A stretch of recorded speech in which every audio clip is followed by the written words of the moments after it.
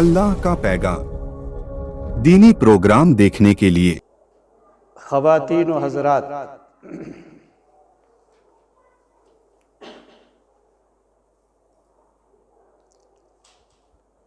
आपके जज्बात का एहसास है। ज़ोहर के बाद उमूमन हम लोग खाना खाते हैं। हम ज़्यादा लंबी बात नहीं करेंगे, टाइम के रहते बात करेंगे इंशाअल्लाह। हमारे इजलास को तरतीब देने वाले अहबाब ने एहतराम में मुझे कोई उन्वान भी नहीं दिया। मैं परेशान रहता हूँ किस उन्वान पे बोलूँ। आज दिल चाहता है बेउन्वान ही गुफ्तगू की जाए, और कोई मुस्तकिल मौजू नहीं है, बल्कि एक दो मसले सामने हैं, उन्हीं को आपके सामने रखना है। अल्लाह से रहमत की तवक्को है और अज़ाइम और इरादों की तकमील की दुआ है। अल्लाह ताला आपके जज्बात को शर्फ़ कबूलियत बख्शे। पहली चीज़, मैं बेइंतहा खुश हूँ। मुझे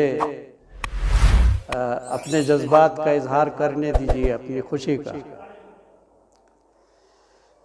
जो हमारे तलबा हैं, एक आलिम की हैसियत से हमारे सामने आ रहे हैं, ये मेरे लिए बड़े खुश आइंद जज्बात हैं जिसकी अक्कासी हो रही है। बड़े प्रोग्रामों में आम तौर पर हमारे नए फारिगीन, जो नई उम्र के उल्मा हैं, उनको मौका नहीं दिया जाता। ये प्रोग्राम के तरतीब देने वालों की ये बड़ी अच्छा इक़दाम है कि उन्होंने इब्तिदाई उलमाए किराम को यहाँ पर खिताब करने का मौका दिया। यही चिराग जलेंगे तो रोशनी होगी। हमारे सामने एक बड़ा मसला है, बच्चियां भी फारिग होके आ रही हैं और बच्चे भी फारिग हो रहे हैं।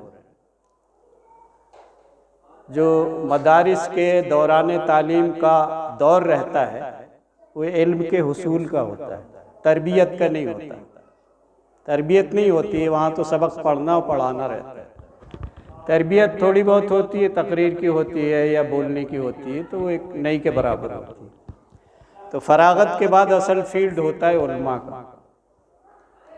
तो यहाँ पर हमारे फारिग होने वाली बच्चियाँ भी बेतरबियत है और हमारे फारिग होने वाले उलमाए किराम भी बेतरबियत है। तो दिल चाहता है कि एक तरबियत गाह वजूद में आए और इन्हीं में से जो इंटेलेक्चुअल हैं, जो ज़हीन बच्चे हैं, उनको काबिल बनाया जाए, उनका इंतखाब किया जाए। वो इस काबिल हो सके कि पूरी दुनिया को खिताब कर सके। आज ज़माना ही ऐसा हो गया है, आप बोरदई में बैठ के रूस, अमेरिका, जर्मन, जापान, सऊदिया, पाकिस्तान, चीन, रूस, सब जगह पैगाम पहुंचा सकते हैं। इतने वसाइल हमको फराहम है। ज़रूरत है इनको तरतीब देने की, इन उलमाए किराम को तरतीब देने की कि अल्लाह के पैगाम को सारी दुनिया तक कैसे पहुंचाएं। इनकी तरबियत करना पड़ेगा, इनके हौसले देना पड़ेगा, उनको उस राह से गाइड करना पड़ेगा। तो बहरहाल बात बहुत आगे निकल जाएगी, लेकिन मैं जिन जज्बात का इजहार करना चाहता हूँ, मुझे बेइंतहा खुशी हुई कि ये नए उलमाए किराम को, जो अभी नौजवान हैं, कल को इन्हीं के कंधों पर मुस्तकबिल की गाड़ी चलने वाली है। ये इनको मौका मिला, बहुत दिल खुश हुआ। अल्लाह ताला इन उलमाए किराम को, इनकी उम्र तवील हो, इनके इल्म में इजाफा हो, अमल में इजाफा हो, और इनके अंदर दुनिया तक पैगाम के पहुंचाने की कुव्वत व सलाहियत पैदा हो, बेझिझक होकर, बेडर बेखौफ होकर के सूरत है आज ज़माने में, दुनिया प्यासी है, दुनिया प्यासी है, दुनिया थक गई है, दुनिया को टटोल टटोल के आदमी चांद पहुंच गया, सूरज तक पहुंचने की ख्वाहिशें हैं, बेशुमार मंजिलें हैं, खुर्दबीन और दूरबीन से देखा जा रहा है इतनी दुनिया नहीं है, बेशुमार, इससे बहुत बड़ी बड़ी दुनिया। लेकिन अल्लाह का ये आखिरी दीन है, आखिरी पैगंबर, आखिरी किताब आ गई है, अब ये क़यामत तक वही रहना है और ज़माने के तकाजे के मुताबिक दुनिया वालों तक अल्लाह का पैगाम पहुँचे। इसको बैठ के सोच के समझना पड़ेगा। मैं अपने भाई ब्रदर सादिकुर रहमान साहब के आज़म की भी दाद देता हूँ। होली है, हम शहर में जाने की हिम्मत नहीं कर पा रहे। अल्लाह ने इनको हौसला दिया, मैंने कहा मेरा वक्त आपको दे देता हूँ मैं, आप खिताब कर ले, लेकिन नहीं कहा। कब मैं आज सुनने आया, इस बात से भी मुझे बेइंतहा खुशी है कि वो एक मुकर्रिर की हैसियत से, एक ख़ास बयान देने वाले की हैसियत से यहाँ तशरीफ़ नहीं लाए, बल्कि एक सुनने के लिए होता है। हर बड़े से बड़े आलिम का जज्बा होता है। खुद अल्लाह के नबी सल्लल्लाहु अलैहि वसल्लम पर कुरान नाजिल हुआ और आप ही ने दूसरों तक कुरान पहुँचाया, लेकिन आपके भी जज्बात होते थे मैं दूसरों से सुनूँ कुरान। तो ये दीन का जज्बा होता है। खुद नबी करीम सल्लल्लाहु अलैहि वसल्लम अपने सहाबा को बोलते कुरान पढ़ ताकि मैं सुनूं तुझसे। तो मैं सलाम करता हूँ इनके जज्बात की, और इनके साथ कानीवाड़े की एक लंबी चौड़ी टीम आई हुई है अल्हम्दुलिल्लाह, और उन तमाम का बेइंतहा मैं शुक्रगुजार हूँ। और मैं यही बात अपने दिल के गहरे जज्बात के साथ, बल्कि कमेटी वालों की तरफ से मैं एक शुक्रिया इन हजरात का शायद इन अल्फाज के साथ वो लोग नहीं अदा कर पाते। तो ये मसला है, इनको हम हौसला दें। ये बच्चे जो नए फारिग हैं इनको मौका नहीं मिलेगा, जंग लग जाएगा इनके इल्म। हमारे पास कोई जरिया नहीं है, हमारे पास बड़े बड़े उलमा हैं, हम खुतबों में भी उन्हीं को बुला लेते हैं। बड़े प्रोग्राम होते हैं तो हम जैसों की लाइनें नहीं लगती, सादिकुर रहमान साहब जैसे, शेख अब्दुल अदूद का नंबर नहीं लगता। बड़ा प्रोग्राम, बाहर से आएंगे वही बोलेंगे साहब। और हमारे यहाँ ये रूटीन भी बन गया है कि नहीं अब बाहर से बुलाओ।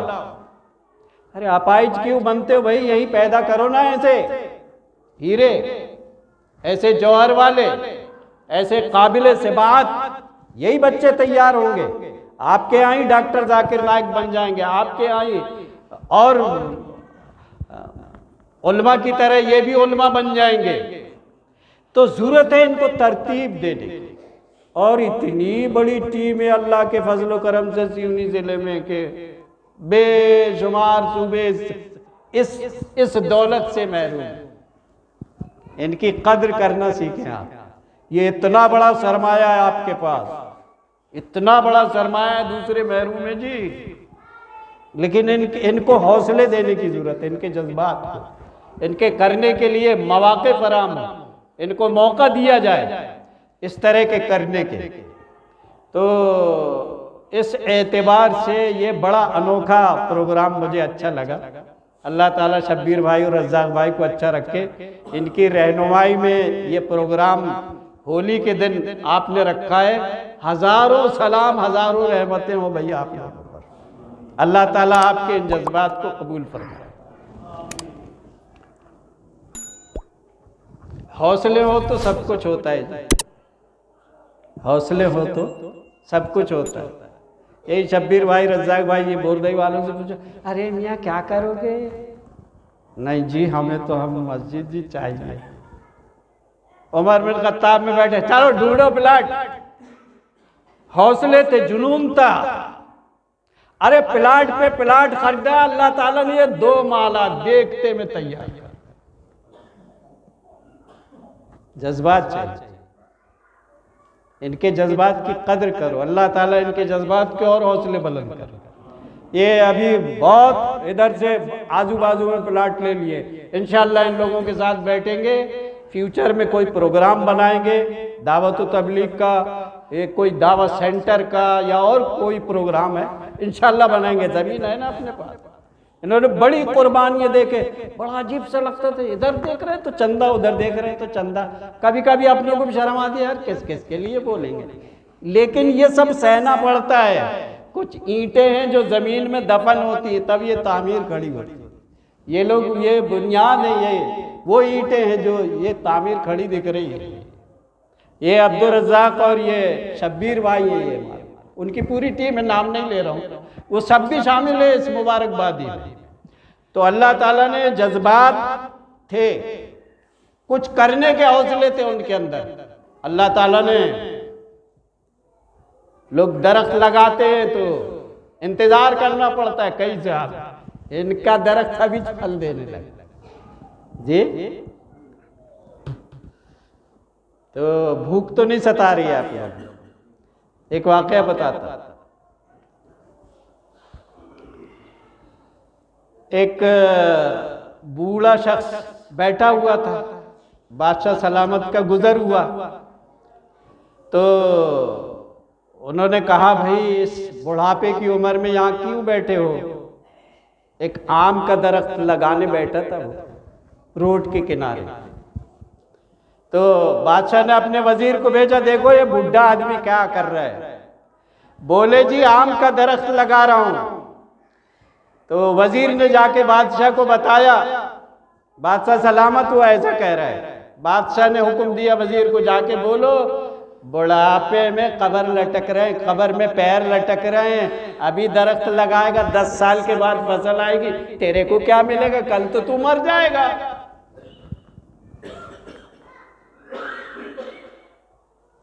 वजीर ने आकर के उस बूढ़े से बोला, कहा तुम नहीं जानते हो, तुम्हें बादशाहत आयते में मिल गई है, मेरे बुजुर्गों ने लगाया था तो मैंने फल खाया है, मैं लगाऊंगा मेरी आने वाली नस्ल खाएगी। बादशाह बड़ा खुश हुआ जवाब सुन के।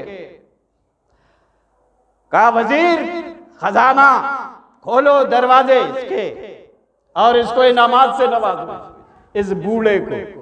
जब वजीर जो है, अच्छा बोरी भर के, उस जमाने में चलते थे सिक्के, बोरी भर के ले जाके दे। जब जाने लगा वापस, कहा वजीर ऐसे सुनो, बादशाह सलामत को हमारा पैगाम पहुंचा दो, लोग दरख्त लगाते हैं तो 5 साल के बाद फल मिलता है, मैंने अभी दरख्त लगाया नहीं है, मेरा फल मुझे मिल गया। अरे वजीर ने जाकर के बादशाह को खबर दिया, साहब वो बुढ़ा तो ऐसा ऐसा करे। बादशाह और खुश हो गया, यार माकूल जवाब है। बोले, अभी दरख्त लगाया नहीं कि फल आ गया। कहा, वजीर और ले जाके दो इसको खजाने में से, ये मदद का मुस्तहिक है, इसको ले जाके दो।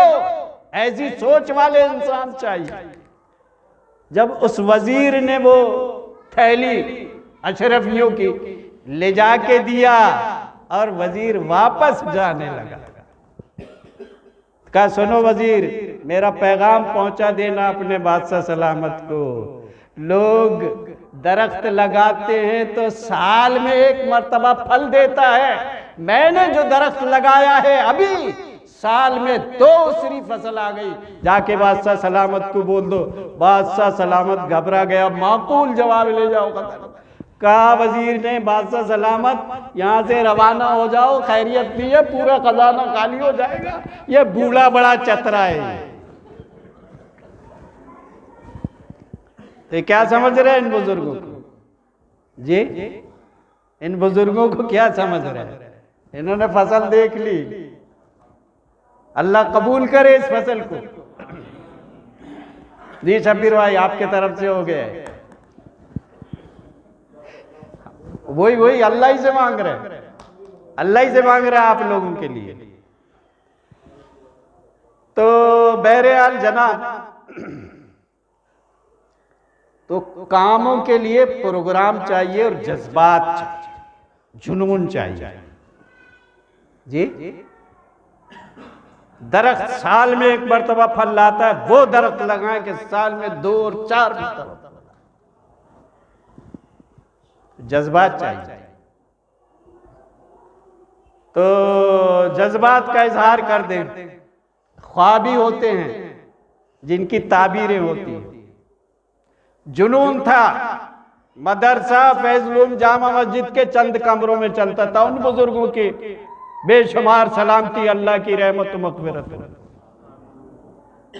कोई बड़ी जगह होना चाहिए। लोगों ने गौर व फिक्र किया, 11 एकड़ जमीन खरीदी, तामीरात शुरू हो गई, एक के बाद दूसरी तीसरी बिल्डिंग बस। हर बच्चियों के लिए भी कुछ करना चाहिए। चलो मौलवी अब्दुर्रहमान साहब, मैं 2 मौलमा की तनख्वाह दूं। नईम सेठ मरहूम कहा नहीं है कोई जगह, मेरा शाहीन शादी खाना यहाँ शुरू करूंगा। शुरू हो गए। सैकड़ों बच्चियां वहां से इल्म हासिल करके फारिग हो गई। एक जज्बा था, एक जुनून था। मस्जिद वालों से भीख मांगे, भैया तामीर के लिए दे दो। है मस्जिद में इतनी बड़ी प्रॉपर्टी किस काम की? तालीम के लिए तो है। उनके भी जहन में समझ में आ गया कि नहीं भैया, फ्री में पढ़ रही बच्चियां वहां, नामिनल खानापुरी के तौर पर वहां पर उसकी किराएदारी बोर्ड के कानून के मुताबिक देना पड़ा। अल्लाह ताला ने उतना बड़ा इदारा कायम कर। जज्बात होना, प्रोग्राम होना, जज्बात होना। ऐसे फिर से एक प्रोग्राम है आप लोगों की नजरों में। हाँ, आप देख रहे हैं बच्चियों के हालात स्कूल में, सफर में बहुत ज्यादा परेशानी है, बहुत ज्यादा परेशानी है। लोग हैदराबाद भेज रहे हैं अपनी बच्चियों को, मालेगांव भेज रहे हैं, कोई दिल्ली भेज रहा है। सफर में बड़ी मुश्किलात हैं, बड़ी परेशानियां हैं। एहसास होता है कि हम खवातीन के लिए एक बड़ा सा प्रोग्राम, जिले की बच्चियों के लिए एक बड़ा सा तालीम गाह, इकामत गाह उनकी बन जाए। सुमैया वाले, सुमैया की कमेटी वाले इस बाबत सोच रहे। अल्लाह ताला उनके उन जज्बात को तकमील तक पहुंचाए कि हम अपनी खवातीन के लिए ऐसा कोई प्रोग्राम बना सके बड़ा सा, कि वो हॉस्टल में आके, जैसे हरी की बच्चियां नहीं आ सकती, खारी की नहीं आ सकती, खाने वाले की नहीं आ सकती, ऊपर की तालीम लेना चाहती है बच्चियां। अल्लाह ताला आएगा, वो दिन भी लाएगा, अल्लाह ताला ये ख्वाब भी आपके पूरा करेगा। और भी प्रोग्राम है, इसी सिलसिले की है एक मीटिंग हम लोग इतवार को ले रहे हैं। उसमें महदूद लोगों को बुलाएंगे, फिर उसका प्रचार प्रसार होगा। तो उसी जहन में ये था कि ये जो बच्चे मदारिस में पढ़ लेते हैं, पढ़ लेने के बाद अगर वो हायर एजुकेशन में जाना चाहें, मॉडर्न हायर एजुकेशन में, यानी 10वीं 12वीं के बाद, उनके लिए हमारे पास क्या नज़्म है? तो कोई नज़्म नहीं। लेकिन अगर ढूंढेंगे जिले में तो 2-4 बच्चे बड़े इंटेलिजेंट होशियार मिल जाएंगे, उनकी थोड़ी गाइडेंस हो जाए, कुछ रहनुमाई हो जाए और कुछ उनकी माली इमदाद हो जाए, तो कोई लेक्चरर बन जाएगा, कोई प्रोफेसर बन जाएगा, कोई डॉक्टर बन जाएगा, कोई एसपी बन जाएगा, कोई कलेक्टर बन जाएगा। तवज्जो की जरूरत है कि हम कैसा कर सकते हैं। जिले से 2-4-5 बच्चों को निकालें, अपन उनकी तरबियत करें, उनकी रहनुमाई करें, ऊपर का एजुकेशन लेना चाहते हैं, उनकी माली इमदाद करें। ये वक्त की अहम तरीन जरूरत है। अल्लाह ताला इस ख्वाब को भी पूरा करेगा इंशाअल्लाह। जी, तो शायद 1:45 का ही टाइम है, 2 बजे तक का।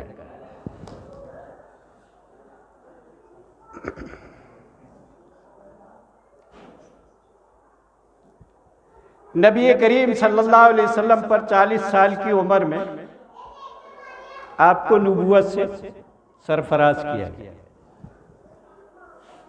नबी तो पहले से थे, यानी अल्लाह ने मुकद्दर कर दिया था कि आखिरी नबी भेजेंगे। ये झगड़ा हमारा और बरेलवी अहबाब के दरमियान। हम कहते हैं 40 साल की उम्र में नबी ने, वो कहते नहीं, वो तो शुरू से, जब से दुनिया तब से। अरे झगड़ते क्यों भाई? हाँ ठीक है भाई, वही सही, चलो। लेकिन पैगाम रसानी का ऑर्डर अल्लाह की तरफ से पैगंबर को मिला। आप तनाई थे, तनाई थे, और सबसे ज्यादा मुखालफतें घर वालों से, खानदान वालों से। भाई अबू जहल भी थे, भाई अबू लहब भी थे, थे ना, उन्हीं के बीच में थे। अल्लाह से दुआ करते अल्लाह कोई अबू लहब ना हो, कोई अबू जहल ना हो। आदम और हव्वा को जन्नत में रखा गया तो शिकायत करते कि अल्लाह तू शैतान को नहीं भेजना। उसकी पैदाइश के साथ दुश्मनी शुरू हो गई। नहीं, ये दुनिया में मुश्किलात हैं, मुश्किलात के बीच ही आपको ईमान पर खड़े होने होना। ये मुश्किलात जन्नत में नहीं होंगी, लेकिन दुनिया मुश्किलात से घेर दी गई है। इन्हीं मुश्किलात से आपको ऊपर उठ करके काम करना है। तो इस कशमकश की दुनिया में, इस रंगीन दुनिया में, इस हिदायत और जलालत वाली दुनिया में, इस खलफशार और इंतशार वाली दुनिया में, अच्छे और बुरे वाले लोगों की दुनिया में ही आपको काम करना है।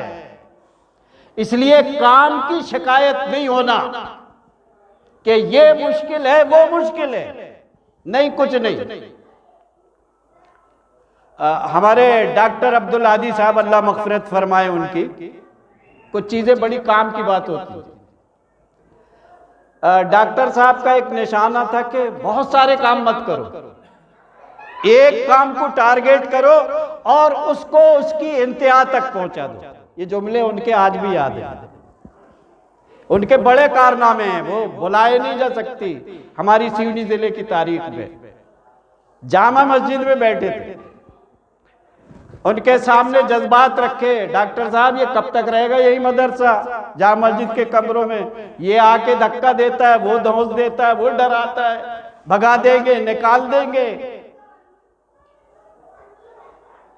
मगरिब के टाइम अब्दुल क़ाहर बोले 60,000 रुपए देता उस जमाने के, आज के अगर गिनेंगे तो 60 लाख होंगे। वो उस जमाने के 60,000, आज के 60 लाख होंगे। इतनी कीमती रकम दिया। कहा लेकिन दूंगा नहीं तुम लोगों को। उस वक्त जमीन खरीद के हो चुकी थी, जमीन मदरसा फैजलुल की 11 एकड़ खरीद के हो चुकी थी। कहा पैसा नहीं दूंगा, काम शुरू करो पैसा दूंगा। ऐसी तुम्हारी थैली में देने के लिए नहीं दूंगा। बोला अल्लाह ताला ने उनके इस जज्बे को कबूल किया और देखते देखते साहब उनकी मौजूदगी में तामीरात का सिलसिला शुरू हो गया। उनके पैसों से उसका आगाज हुआ। जी, कुदाली भी उन्हीं ने मारी।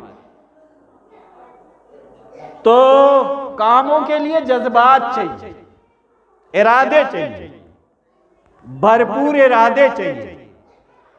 और जो इरादा लेके निकलता है अच्छा काम का, अल्लाह की मदद यकीनी तौर पर आती है, यकीनी तौर पर आती है। सर सैयद मरहूम बड़ा नीम चढ़ा करेला, सीने पे नियत, रफ़ैदैन जोर से सर सैयद मरहूम। कुछ तफसीरी उनके इख्तिलाफात है, जो नेचरियत की तरफ गए उससे लेना देना नहीं है। लेकिन वो थैली लेके सड़कों में गलियों में घूमते थे। अंग्रेजों का दौर था, ये क्या करेगा यार, क्या होगा, भिखारी बना रहा है कौम को, कौम को ये भिखारी बना रहा है। लोगों ने धुतकारा, फटकारा, लेकिन एक मिशन लेकर के वो चले। अल्लाह ताला ने एक अलीगढ़ मुस्लिम यूनिवर्सिटी की शक्ल में खड़ा कर दिया। तो ऐसे ही जज्बात होते हैं, ऐसी सोचने वाले लोग होते हैं, इरादे होना पुख्ता, हमें ये करना है। अल्लाह ताला की तरफ से उनको मदद शामिल हाल होती है। बहरहाल मुतअद्दिद उलमाए किराम ने मुख्तलिफ मौज़ूआत पर बड़ी बेहतरीन बातें कही। अल्लाह ताला इन उलमाए किराम को दिन दूनी रात चौगनी तरक्की बख्शे। और जिन लोगों ने ये प्रोग्राम रचा और उसको इस ढंग से तरतीब दिया, ये मेरे लिए बड़ी खुशी की बात, आप लोगों के लिए भी खुशी की बात। इनको मौके नहीं मिलते जी, इनको मौके नहीं मिलते बोलने के। अब सुना है कानीवाड़े में जोनल प्रोग्राम है, तो वहां पर कुछ उलमाए किराम को मौका मिलता होगा। एक बहुत अच्छी बात है, इनको तरबियत दे। यही लोग तो आगे बढ़ेंगे, यही लोग तो आगे आएंगे।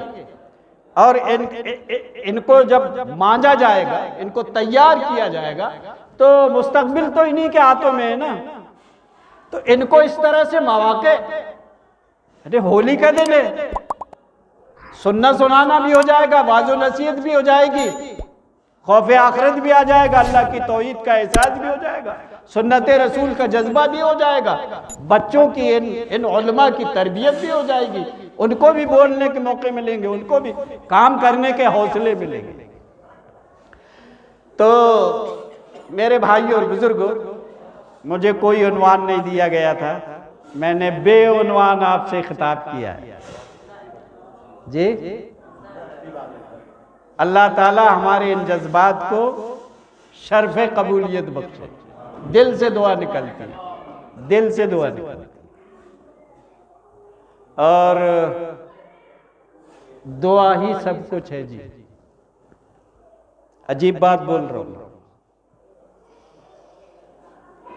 जिस इंसान का राबता दुआ की शक्ल में अल्लाह से नहीं है, वो मोमिन और मुसलमान ही नहीं।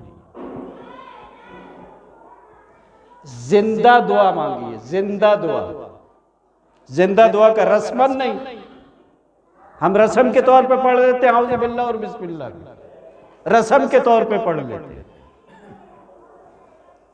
तो मैं जो बात कहने चाह रहा हूं, यानी मान लो हमारे पास कुछ नहीं है, हिदायत की कोई चीज नहीं, अल्लाह ने हिदायत भेज दी कुरान की शक्ल में, उसका सबसे पहला सबक क्या है? दुआ है। कुरान की शुरुआत भी दुआ है, कुरान का इख्तिताम भी दुआ है। कैसे बोलो? कुरान की इब्तिदा भी दुआ है, कुरान का इख्तिताम भी दुआ है। आऊज़ु बिल्लाह कुरान पढ़ने से पहले बिस्मिल्लाह पढ़ना है, और बिस्मिल्लाह से पहले क्या पढ़ना है? आऊज़ु बिल्लाह पढ़ना है, ये दुआ है। आऊज़ु बिल्लाह में रस्म के तौर पर पढ़ते हैं, ये दुआ है। तो आपकी शुरुआत, कुरान की शुरुआत दुआ से होती है। आखिरी सूरे में चले जाए, हम समझते हैं सूरह फातिहा, नहीं, सूरह फातिहा आखिरी सूरह नहीं, सूरह फातिहा तो सबसे पहली सूरत है। आखिरी सूरत कौन सी है? कुल आऊज़ु बिरब्बिन नास, ये दुआ है, ये दुआ है, भरपूर दुआ है। तो कुरान की शुरुआत भी दुआ है और कुरान का इख्तिताम भी दुआ है। दीन में दुआ ही सब कुछ है, दुआ ही सब कुछ है।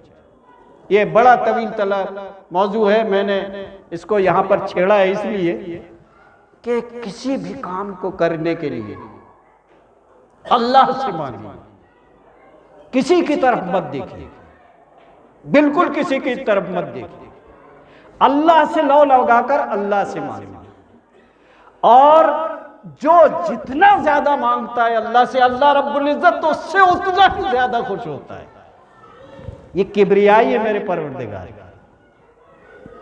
ये मेरे परवरदिगार की बड़ाई है। वो जो जितना ज्यादा मांगता है, जितना ज्यादा गिड़गिड़ा के मांगता है, जितनी ज्यादा आजिज़ी के साथ मांगता है, अल्लाह रब्बुल इज्जत उससे उतना ही ज्यादा खुश। और उसके पर उसके खजाने में कोई कमी है? हम बखीली करें उससे मांगने में, तो यह हमारी गलती है। हम मांगने में बखीली करें तो ये हमारी गलती है। तो दुनिया का कोई भी काम जायज हो, कोई भी काम करें आप, हर पल अल्लाह से मांगे, अल्लाह से मांगे। दाएं बाएं किसी को नहीं दे, कोई छोटा ना कोई बड़ा ना कोई करीब ना।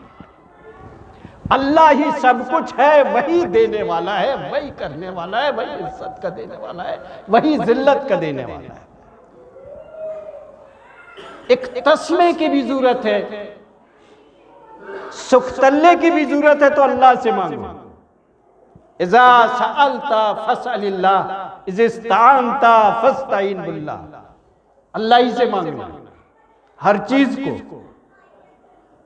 सैयदना इब्राहीम अलैहिस्सलातु वत्तस्लीम जब मक्का पहुंचे, गैर जी जरा था, कुछ नहीं था वहां। बेटे को आबाद किया, छोड़ के चले गए, बीवी को और बच्चे को। कोई पुरसाने हाल नहीं था, कोई पुरसाने हाल नहीं था। बैतुल्लाह की तामीर शुरू की, हाथ उठा के परवरदिगार से। और जो अपने रब से मांगता है अल्लाह की रहमतें उस पर नाजिल होती है। दरूद का फलसफा आप लोगों ने सुना, पढ़ा नहीं? दरूद इब्राहिमी, दरूद पैगंबर पर दरूद क्यों भेजा जाता है, और खास तौर पर सैयदना इब्राहिम अलैहिस्सलातो तस्लीम पर दरूद क्यों भेजा जाता है? ये इसलिए नहीं कि वो नमाजी थे, इसलिए नहीं कि वो रोजा रखते थे, इसलिए नहीं कि वो ज़कात देते थे, ये भी नेकी के काम है। इसलिए कि पैगंबर इब्राहिम अलैहिस्सलातो तस्लीम ने उस जमाने के एतबार से सारी दुनिया को हिदायत की तरफ, तौहीद की तरफ दावत दी थी, दीन इस्लाम की तरफ दावत दी थी। अकेले होकर, अकेले अल्लाह ताला ने उनको उम्मती बनाया था, उसको खलील का, उसको इमाम बनाया। तो जिसने इतनी बड़ी बड़ी कुर्बानियां दी हो, किस लिए? अपनी जात के लिए, दूसरों के लिए। और उसी सिलसिले की एक कड़ी आखिरी नबी मोहम्मद रसूलुल्लाह सल्लल्लाहु अलैहि वसल्लम। वैसे तो दरूद तमाम पैगंबरों पर भी हो, लेकिन दरूद इब्राहिमी में खास तौर पर सैयदना इब्राहिम, सैयदना नबी करीम सल्लल्लाहु अलैहि वसल्लम पर क्यों? इसलिए नहीं कि वो नमाजी थे, इसलिए नहीं कि वो रोजा रखते थे, इसलिए अल्लाह की रहमतें उन पर नाजिल करते हैं फरिश्ते, अल्लाह भेजता है। इन्नल्लाह व मलाइकतुहु युसल्लूना अलन नबी। अल्लाह रब्बुल इज्जत खुद और उसके फरिश्ते इन पैगंबरों पर दरूद भेजते हैं। क्यों भेजते हैं? इसलिए कि अल्लाह के पैगाम को पहुंचाने के लिए उन्होंने अपनी एनर्जियां खर्च की, अपना वक्त खर्च किया, अपना वक्त लगाया, अपनी कुर्बानियां दी, सब्र किए, बर्दाश्त किए, मसाइल और मुश्किलात झेले। इसलिए रब की रहमतों का है उन पर दुआ करने का हुक्म कयामत तक आने वाले मोमिनीन को उनके ऊपर जरूरी करार। तो वो लोग जो इस काम को लेकर उठे हैं, उठेंगे, अल्लाह की रहमतें उन पर होंगी, फरिश्तों की रहमतें, फरिश्तों की दुआएं होंगी। तो एक बड़ा अजीम काम है। अल्लाह रब्बुल इज्जत हमारे इन कामों को कबूल फरमाए, रिया और नमूद से हर हाल में हमें महफूज फरमा ले। रिया और नमूद शैतान की तरफ से है। हर दिल को अल्लाह रब्बुल इज्जत शैतान के शर से, शैतान के वसवसों से, रिया और नमूद से हम में से हर एक के कल्ब को महफूज फरमा ले। अल्लाह हम गुनहगार हैं, गुनाहों की बेशुमार तादाद है, लेकिन तेरी रहमत भी बेपाया है जिसकी कोई इंतहा नहीं। तेरे गजब पर तेरी रहमत गालिब है। अल्लाह तेरी रहमत का वास्ता तू हमारे इन बुजुर्ग, इन अहबाब, इन उलमाए, इन इंतजाम करने वालों के इन जज्बात को कबूल फरमा ले और इन पर तू अपनी रहमतों का नुज़ूल फरमा। आमीन व आखिर दावाना अनिल हम्दुलिल्लाहि रब्बिल आलमीन।